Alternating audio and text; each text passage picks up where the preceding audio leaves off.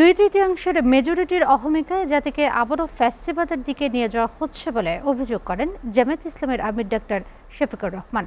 যারা নিজেদের দলের মধ্যে গণতন্ত্র চর্চা করে না, দলীয় কর্মীদের নিরাপত্তা দিতে পারে না, তারা দেশের 18 কোটি মানুষের নিরাপত্তাও দিতে পারবে না বলে মন্তব্য করেছেন বিরোধী দলীয় নেতা ও জামায়াতের আমির ডাক্তার শফিকুর রহমান।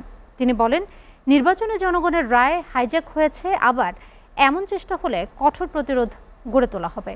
হাসিবুল ইসলাম শান্তর প্রতিবেদন। 18 কোটি মানুষের জন্য জুলাই জাতীয় সনদ বাস্তবায়নের স্লোগান নিয়ে জাতীয় গণতান্ত্রিক পার্টির 46তম প্রতিষ্ঠাবার্ষিকীর আয়োজনে অংশ নেন জামায়াত সহ 11 দলের কেন্দ্রীয় নেতারা। তারা বিচার করে স্বৈরাচার। এ সময় নেতারা বলেন, আইনের দোহাই দিয়ে জুলাইকে অস্বীকারের পায়তারা করছে সরকার। জাগপার সকল নেতা কর্মীকে স্পষ্ট ভাষায় জানিয়ে দিতে চাই, আরো একটি অভ্যুত্থান করতে হবে, আবারও আজাদির বিজয় ছিনিয়ে আনতে হবে, ইনকিলাব জিন্দাবাদ বলে ঝাঁপিয়ে পড়তে হবে, নতুন বাংলাদেশকে স্বাধীন, সার্বভৌম এবং ভারতীয় প্রভাব মুক্ত করতে হবে। তার আগে কোনো ছুটি নাই। প্রধান অতিথির বক্তব্যে জামায়াতের আমির ডাক্তার শফিকুর রহমান বলেন, বাংলাদেশের জন্য সব ধরনের মূল্য দিতে প্রস্তুত তারা। ফ্যাসিবাদের পুনরাবৃত্তি ঠেকাতেও দৃঢ় অবস্থানে থাকবে বিরোধী দল। এই সংসদ যদি মজলুম জনগণের দুঃখ না বুঝে, তাইলে কোন দিনের কোন সংসদ বুঝবে? এটি হবে চরম লজ্জার।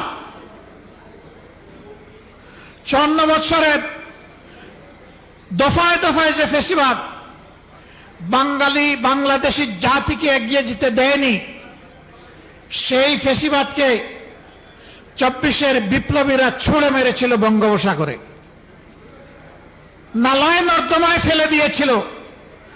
এখন সেই নর্দমা থেকে এটাকে তুলে আনতে চায় কারা? গণভোটের রায় বাস্তবায়নের অঙ্গীকার রক্ষার উপর জোর দেন ডাক্তার শফিকুর রহমান। আমরা হার পক্ষে আছি। আমরা জনগণের সুপ্রিম উইলে আমরা সম্মান দেখিয়েছি, আমরা দেখিয়ে যাব। এই সংসদ মানুক আর না মানুক, গণভোটের রায় আমরা বাস্তবায়ন করব, আদায় করে ছাড়বো ইনশাআল্লাহ। এ সময় জ্বালানি সংকট মোকাবেলায় শিক্ষা প্রতিষ্ঠান বন্ধ করা নিয়ে সিদ্ধান্ত সবশেষ নিতে হবে বলে আহ্বান জানান বিরোধী দলীয় নেতা। আমাদের এই প্রোগ্রামে হাসিবুল ইসলাম শান্ত, SA TV, ঢাকা।